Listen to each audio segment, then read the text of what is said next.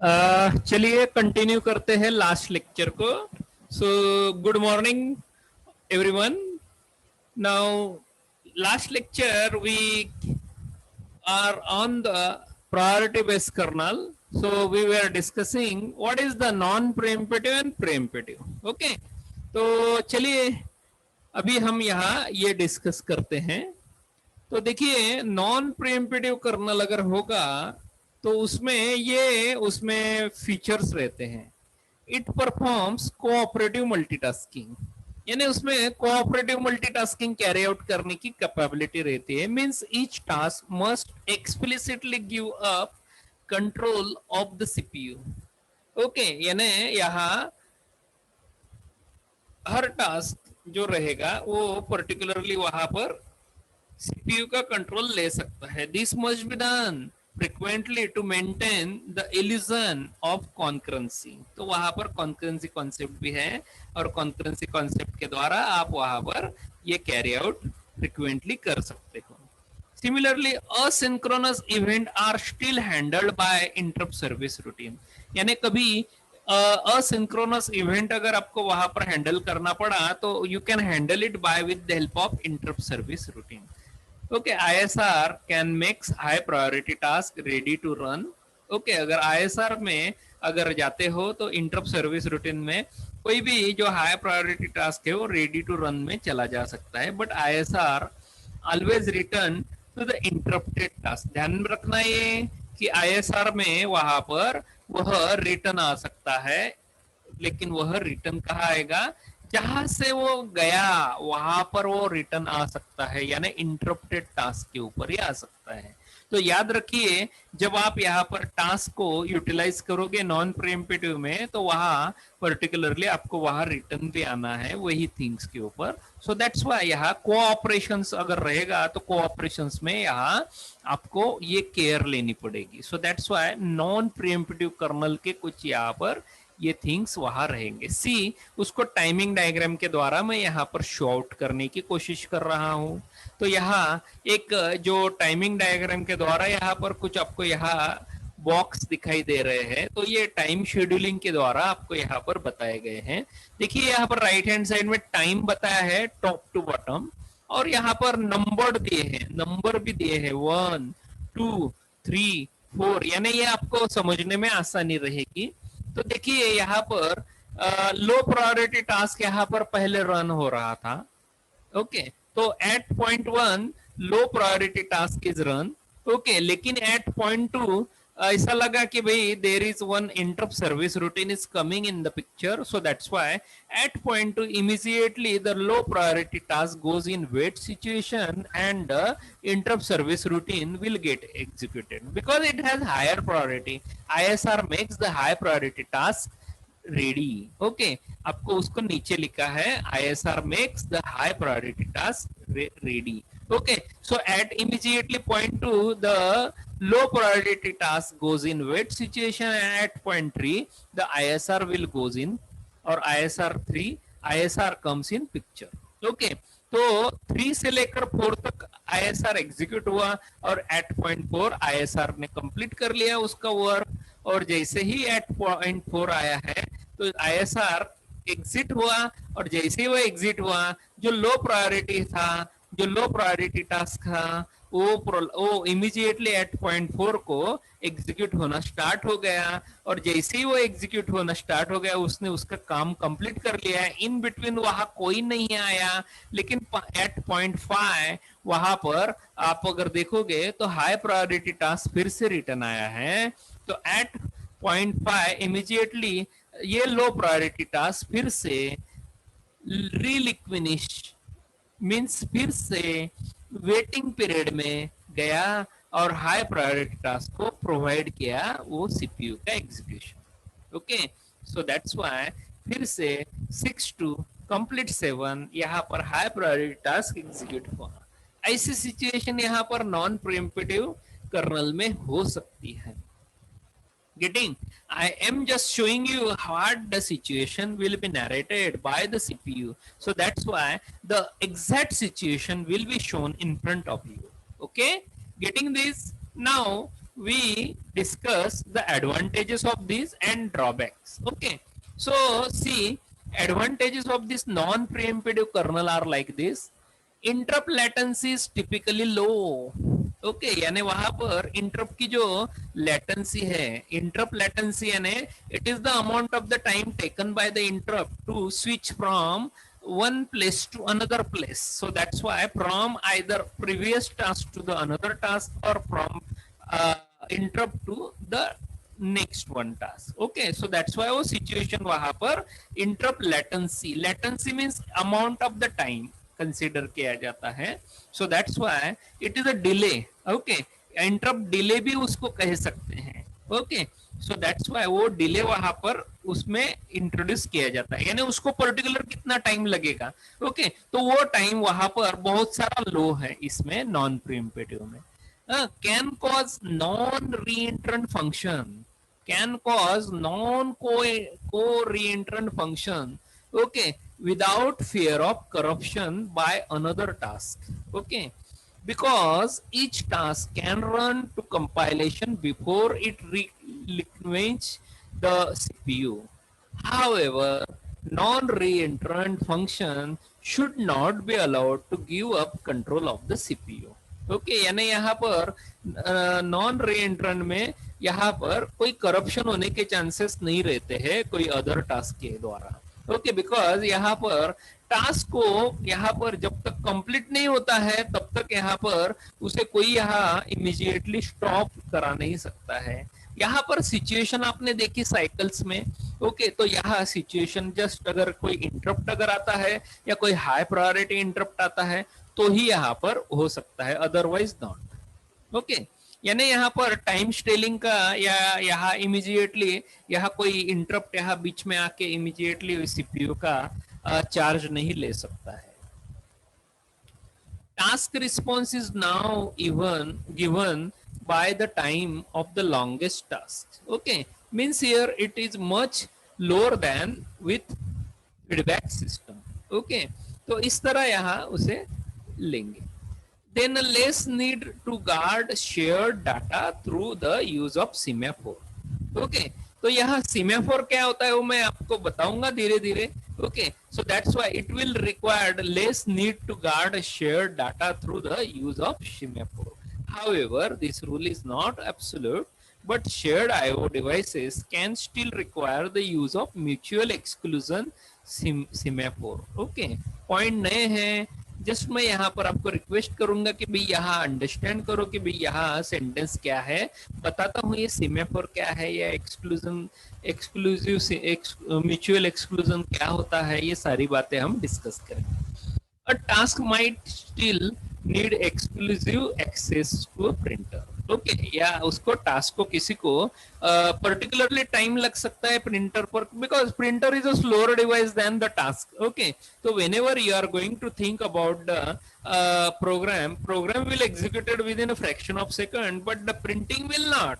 Okay, printer will take some amount of the time to take the printing. Okay, because it the page will be take some amount of the time to go from start to end. Okay, and it will do the printing action. Okay, so that's why here that sentence is given. Okay, then responsiveness. Okay, responsiveness means a higher priority task might have to wait for long time. Okay, अभी यहाँ पर कोई high priority task अगर आता है तो उसको wait करना पड़ सकता है, because response time is non-deterministic.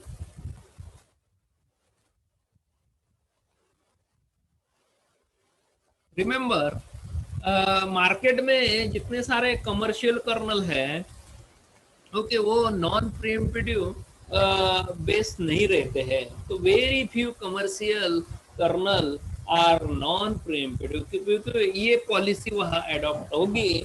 तो वहाँ जनरली अगर आप इस टाइमिंग साइकिल को अगर देखोगे तो इस पॉलिसी में लो प्रायोरिटी टास्क रन हो रहा था, उसके बाद हाई प्रायोरिटी टास्क रन हो रहा है. यानी हाई प्रायोरिटी टास्क तो यहाँ पर कोई यहाँ चांस नहीं है. ओके, यानी ISR को ही चांस है. हाई प्रायोरिटी टास्क और लो प्रायोरिटी टास्क में यहाँ पर अगर लो प्रायोरिटी टास्क अगर सीपीयू एग्जीक्यूट कर रहा है तो हाई प्रायोरिटी टास्क को वेट करना पड़ेगा. ओके, सो दैट्स वाई ये कोऑपरेशन है, ये टोटली कोऑपरेशन है. तो कोऑपरेशन की वजह से यहाँ ये प्रॉब्लम है. ओके, तो ये पॉइंट था disadvantage of non preemptive kernel का. Now I am talking about the preemptive kernel. The preemptive kernel has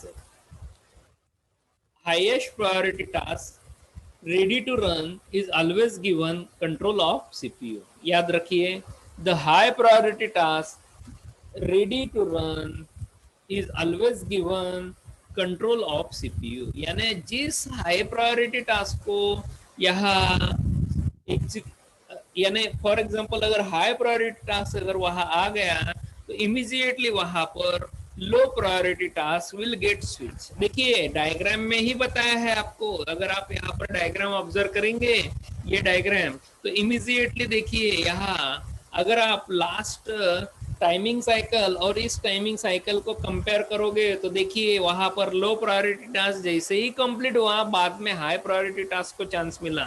यहाँ ये सिचुएशन नहीं है, यहाँ पर सिचुएशन उल्टा है. यहाँ पर लो प्रायोरिटी टास्क यहाँ देखिए एट पॉइंट 1 रन हो रहा है, एट पॉइंट 2 उसको ऐसा यहाँ समझ में आया कि भाई आईएसआर आया है, इंटरप्ट सर्विस रूटीन यहाँ पर इंटरप्ट यहाँ इंट्रोड्यूस हुआ है, इमीडिएटली यहाँ पर इंटरप्ट सर्विस रूटीन यहाँ एग्जीक्यूट हुई सीपीयू में. इस वजह से ISR makes the high priority task ready. So ISR को चांस मिला at point 3 ISR will get started and at point 4 ISR have completed his work and immediately उसके बाद लो प्रायोरिटी टास्क को चांस नहीं मिला. क्यों? क्योंकि वहां टाइम पीरियड में वहां हाई प्रायोरिटी टास्क वेट कर रहा था आईएसआर खत्म होने का. सो दैट्स व्हाई आईएसआर को वो डिनाई नहीं कर सकता है क्योंकि ISR have non maskable priority. So that's why उसके बाद हाई प्रायोरिटी टास्क आया है तो इमीडिएटली एट पॉइंट 4 वो स्विच हो गया. आईएसआर जैसे ही खत्म हुआ तो वो इमीडिएटली वहां से वहां खत्म हो गया और वो इमीडिएटली पॉइंट 4 के ऊपर हाई प्रायोरिटी टास्क को एग्जीक्यूट करना चालू कर दिया. हाँ याद रखिए नॉन प्रीएम्प्टिव में ये वहां पर प्रोविजन नहीं है. क्यों? क्योंकि वहां अगर इस तरह का अगर प्रोविजन अगर होता था तो वो और फास्टर होती थी, लेकिन वहां वो प्रोविजन नहीं. बिकॉज वहां पे एक सेंटेंस हमने कहा वहां पर पढ़ा था कि जिस टास्क से हम वहां स्विच करेंगे उसी टास्क को इंटरप्ट सर्विस रूटीन रिटर्न आएगी. याद रखिए जिस टास्क से इंटरप्ट सर्विस रूटीन को स्विच हुआ है उसका जो रिटर्न एड्रेस है वही टास्क के ऊपर रिटर्न आएगी. याद रखना ये सेंटेंस एमसीक्यू में शायद ही पूछ सकते हैं. तो इस वजह से वो प्रॉब्लम वहां नॉन प्रीएम्प्टिव में आता था. यहाँ पर ऐसा नहीं है, यहाँ पर वह आर्टोस का कर्नल या जो शेड्यूलर है that scheduler will do the managing of the switching off the switching of the task. Okay, so that's why यहाँ high priority task पिक्चर में आ गया at point 4. at point 4 से उसने स्टार्ट कर दिया एग्जीक्यूशन और at point 5 इमीडिएटली वह उसने कंप्लीट भी कर लिया. और at point 5 वो बोलता है भाई मेरा काम हो गया, अभी लो प्रायोरिटी टास्क अगर एग्जीक्यूट करना चाहता है तो इमीडिएटली पॉइंट 5 to 6 के ऊपर वह स्विच हो गया और 6 to 7 तक सीपीयू आईएसआर सीपीयू यहाँ पर लो प्रायोरिटी टास्क के पास अवेलेबल था. ओके, सो ये सिचुएशन है, यहाँ बहुत अच्छी नरेट करके रखी है डिजाइनर ने. ओके, अंडरस्टैंड करो, बहुत अच्छा है. Okay, very good. So that's why most commercial real time kernel are preemptive because greediness policy है. यहाँ greediness policy है. इस greediness policy की वजह से यहाँ आपको यह चांस मिल रहा है. because in case अगर लो प्रायोरिटी टास्क अगर सीपीयू को लेके बैठ गया तो ऐसे सिचुएशन में अगर कोई इंपॉर्टेंट सिचुएशन वहां इंट्रोड्यूस अगर हो गई तो वो सिचुएशन वहां पर वेटिंग पीरियड में चला जाएगा. और वेटिंग पीरियड में कितनी देर तक रहेगा? तो ऐसी सिचुएशन जनरली में CPU, microcontroller, embedded systems में नहीं इंट्रोड्यूस की जाती है. So that's why take care of this system. Okay, so that's why remember this system is very much important. Okay, so that's why preemptive kernel are most commonly used in real time kernel. Okay, so market में इसका ही बोलबाला है. So इसके वजह से market में most of the commercial जो real time RTOS है उसमें preemptive nature के, greedy nature के RTOS जनरली यूज किए जाते हैं. ओके उसी के द्वारा वो शेड्यूलर को भी डिजाइन करते हैं, तो उसी के शेड्यूलर मार्केट में अवेलेबल होते हैं. तो एडवांटेज में देखिए, execution of highest priority task is deterministic, task level response time is minimize. यहाँ पर टास्क लेवल रिस्पांस टाइम बहुत कम हो गया है. ओके ड्रॉबैक में देखिए, ड्रॉबैक में अगर देखेंगे, it should not use non reentrant function unless exclusive access to these functions is ensured. Okay, very good. बात समझ में आई प्रीएम्प्टिव नॉन प्रीएम्प्टिव की? आपको अभी मेरे ख्याल से यहाँ पर pre-emptive nature, non pre-emptive nature समझ में आ गया. ओके तो ये शेड्यूलिंग एल्गोरिथम्स में जनरली यूज किया जाता है. ओके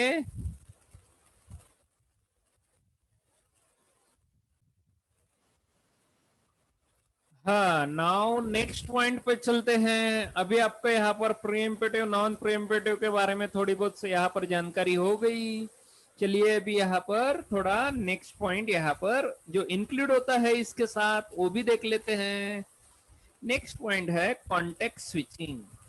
ओके कॉन्टेक्स्ट स्विचिंग एक पॉइंट है कि ये जनरली अक्सर हम जब यहाँ एक जगह से दूसरी जगह स्विच करते हैं. एग्जाम्पल मैं पीछे जाके यहाँ पर फिर से बता रहा हूँ. यानी आपने यहाँ पर पॉइंट नंबर 2 से पॉइंट नंबर 3 पर स्विचिंग किया. सिमिलरली पॉइंट नंबर 3 से पॉइंट नंबर 4 स्विच किया. सिमिलरली पॉइंट नंबर 5 से पॉइंट नंबर स्विच किया, 6 पर स्विच किया. तो ये जो स्विचिंग हो रहा है, ये स्विचिंग को क्या कहते हैं? इस स्विचिंग को बोलते हैं कॉन्टेक्स्ट स्विचिंग. ओके मैं यहाँ पर ये जो डायग्राम के द्वारा जो बताया है, यह डायग्राम के द्वारा जो बताया है उसको कहा जाता है स्विचिंग. तो ये जो स्विचिंग है, ये स्विचिंग को अभी हम अंडरस्टैंड करने वाले हैं कि ये स्विचिंग क्यों इंपॉर्टेंट है, इस स्विचिंग का मतलब क्या है, इस स्विचिंग में कौन कौन आता है. चलिए देखते हैं. ओके तो जनरली यहाँ पर ये कॉन्टेक्स्ट स्विचिंग यहाँ पर okay it is also called as task switch या प्रोसेस स्विच. ओके इसे और यहाँ पर उसको दूसरे नाम से भी बोला जाता है, टास्क स्विचिंग या फिर प्रोसेस स्विचिंग. ओके जनरली अक्सर यहाँ पर जो मैंने नाम जो बताया है वो ऑलरेडी हमने यहाँ पर देखा है. Okay so that's why it is occurred when a scheduler switches from one task to another. इसको डिफाइन भी किया है. Okay, it is occurred when a scheduler switches from one task to another. Okay, got it everyone? What is the context switching? चलिए अभी यहाँ पर although each process can have its own address space. Okay, याद रखिए हमें ये पता है कि भाई टास्क जो है, प्रोसेस जो है, सबरूटीन जो है, उसको स्टोर करने के लिए उसका खुद का एड्रेस रहता है और उसके एड्रेस स्पेस वहां पर रहती है. All processes have to share the CPU register. जितने भी प्रोसेस हैं वो प्रोसेसेस को सीपीयू के रजिस्टर शेयर करने पड़ते हैं, यानी सीपीयू में रजिस्टर रहते हैं. फॉर एग्जांपल हमने ऑलरेडी माइक्रो कंट्रोलर देखा है.